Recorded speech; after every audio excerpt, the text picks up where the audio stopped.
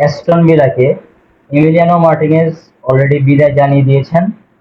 তো কোন ক্লাবটি হতে যাচ্ছে তার আগামী দিনের ভবিষ্যৎ বা আগামী ক্লাব, তো এখানে সবচেয়ে বেশি আমার মনে হচ্ছিল যে হয়তো তিনি এফসি বার্সেলোনাতে যোগ দেওয়ার একটা চিন্তা ভাবনা করবেন, কারণ হচ্ছে যে বর্তমান সময়ে এফসি বার্সেলোনা ভালো একটা ফর্মে রয়েছে।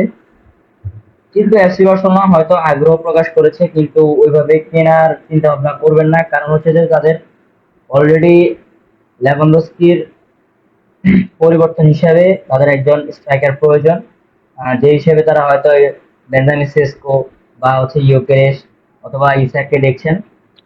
হয়তো আমরা স্ট্রাইকার, নতুন স্ট্রাইকার দেখতে পারবো বার্সেলোনাতে, এই জন্য হয়তো গোলকিপিং সেক্টরে তারা খরচ করবেন না। তো এখানে ম্যানচেস্টার ইউনাইটেড একটা বিড দেখেছে যা তাদের আম, বিশেষ প্রয়োজন গোলকিপিং সেক্টরে এমিলিয়ানো মার্টিনেজ বা একজন গোলকিপারকে। তো হয়তো তারা এমিলিয়ানো মার্টিনেজকে দলে ফেরাতে পারেন।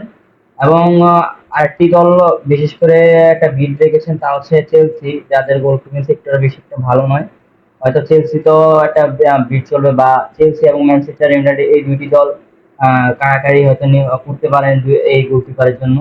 তো আশা করা যায় এমিলিয়ানো মার্টিনেজ এমন একটি দল চয়েস করবেন যা হয়তো তাকে আগামী চ্যাম্পিয়ন্স লিগ খেলার, প্রতি সিজনে চ্যাম্পিয়ন্স লিগ খেলার যোগ্যতা অর্জন করতে পারে।